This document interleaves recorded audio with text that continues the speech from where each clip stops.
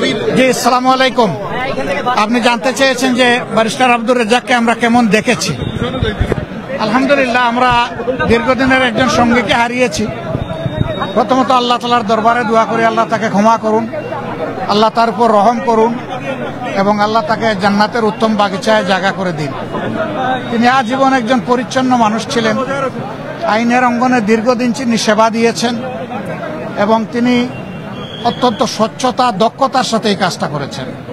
তিনি কোনোদিন কোনো অস্বচ্ছ কাজ পছন্দ করতেন না এবং সেভাবেই তিনি তার বাকি জিন্দগিটাও কাটিয়েছেন। কিন্তু আমরা সবাই জানি যে গত প্রায় 4 বছর ধরে তিনি বিভিন্ন পর্বে বিভিন্ন জটিল রোগে ভুগছিলেন। বিশেষ করে প্রথমে প্রস্টেটের ক্যান্সার, তারপরে তার প্যানক্রিয়াসের ক্যান্সার, শেষ পর্যন্ত আল্লাহ তাআলার দরবারে তিনি এগুলা নিয়েই চলে গেছেন।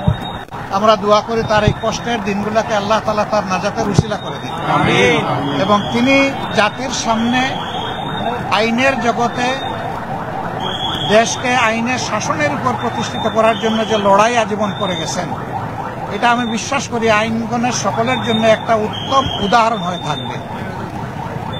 যদি তার এই আদর্শকে সবাই অনুসরণ করেন যে আমরা কালোকে কালো বলবো, সাদাকে সাদা বলবো, সাদার পক্ষ নিব, কালোর বিপক্ষে দাঁড়াবো, তাহলে দেশে আইনের শাসন কায়েম হওয়া সম্ভব।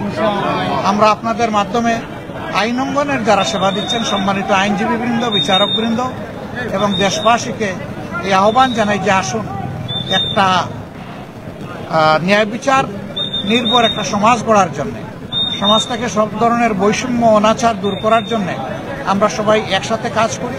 আবারও আল্লাহর বান্দার জন্য দোয়া করি তার এই পরিচ্ছন্ন জীবনটাকে আল্লাহ যেন মায়া করে কবুল করেন এবং আল্লাহ তার প্রিয় বান্দাদের মধ্যে যেন তাকে শামিল করে নেন।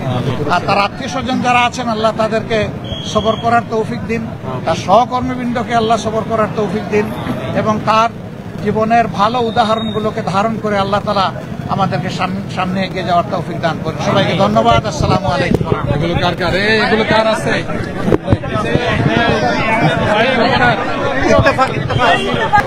এক কথায় উনি অসাধারণ একজন মানুষ ছিলেন।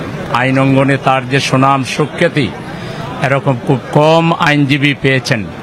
উনি অত্যন্ত সাউন্ড, প্রখ্যাত, আন্তর্জাতিক খ্যাতি সম্পন্ন একজন লয়ার ছিলেন। বড় মনের মানুষ ছিলেন, ভালো মনের মানুষ ছিলেন।